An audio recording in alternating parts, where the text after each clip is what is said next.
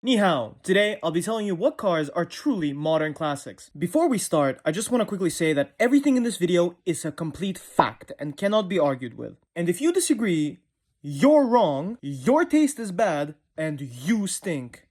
Haha. Anyway, we're gonna rank these cars, and we go from 2, holy guacamole, I just shit and come everywhere because this guy is such a genius. And you know what? All these cars are kind of affordable, so go buy them. Alright, let's start with the...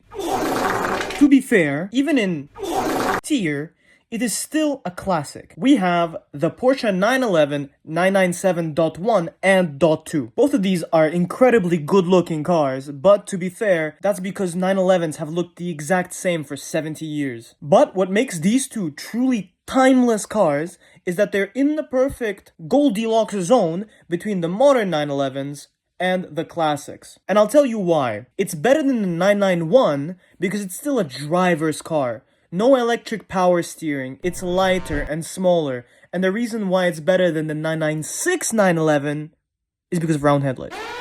That is all, and there need not be more reasons why it's better. 911s have round headlights. Stop with this bullshit. But because all 911s look the exact same, it's really hard to rank this lower than... Next up, we have the Toyota Land Cruiser 80 and 100 series. I couldn't decide which one I like more. Honestly, I can agree that they do look a little dated, but if you remember what I said at the start of the video, look at my lips. Look. You're wrong. Wrong. And I am, look again, look. I'm right. I'm right. My reasoning is that the 80 looks more timeless, but the 100 is just a better car. So they're both going here. And if you don't like it, you can suck my... They both have their ups and downs. The 80 has a solid axle, which apparently is better for off-roading or overlanding. How about you overland on some bitches? And the 100 has a better interior, is more livable, cheaper, easier to find, all that good stuff. Okay, next up we have the F90 M5, the facelift. It is the pinnacle of 30 years of BMW sedan design, starting with the E39. You can see how the 5 Series has evolved, and this is the Charizard. And the new one is if, like, Charizard had diabetes. Honestly, time will tell how this Beamer ages, because it's only a year or two old, but it's the most aggressive, sexy M5 that has ever been released. And not only does the new one have diabetes, it's also a hybrid. It's also a vegan. That just makes this one that much more special.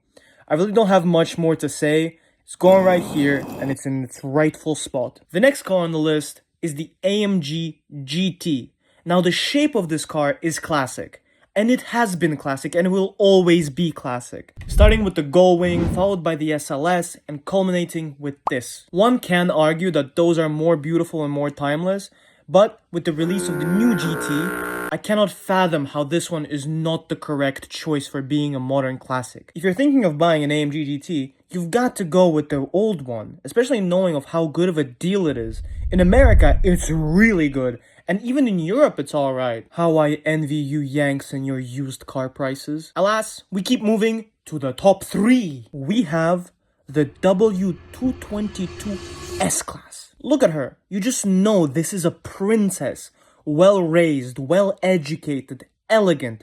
If this car was a girl, you know she would be hot. The type that stays hot as well. If you look at the S-Class that came before it, it looks dated, and you can tell when this came out, it aged another 10 years. When the new S-Class, the W223 came out, this didn't age a day. The facelift of the W223 is in the works, and the pre-facelift of the W222 still looks brand new. And the interior is honestly better. If you look at the new one, it's just a Tesla. Honestly, if the rest of the cars on this list weren't even more timeless than this would be number 1. Making the number 2 spot is the Aston Martin Vantage. This one. The new ones are beautiful, don't get me wrong, but what makes this one truly beautiful is the depreciation. That's delicious. Look at how much car you're getting for your money. You have 2 options. Be James Bond or drive a RAV4. However, its looks and its price aren't the only legendary thing about this car. The fact that it has a 4.3 naturally aspirated V8 that sings. Listen, listen, listen, listen.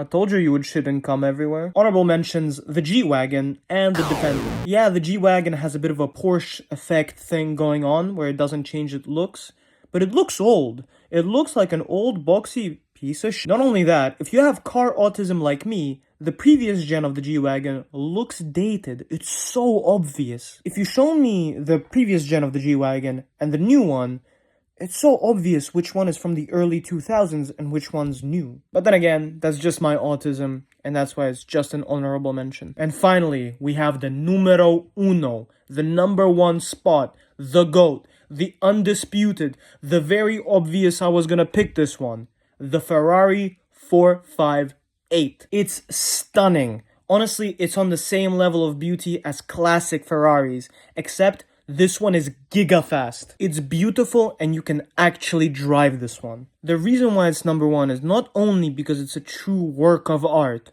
but because it is a true piece of history. It is the last naturally aspirated mid-engined V8 Ferrari. So it's gotta be number one. Alright, that's it for me. See ya!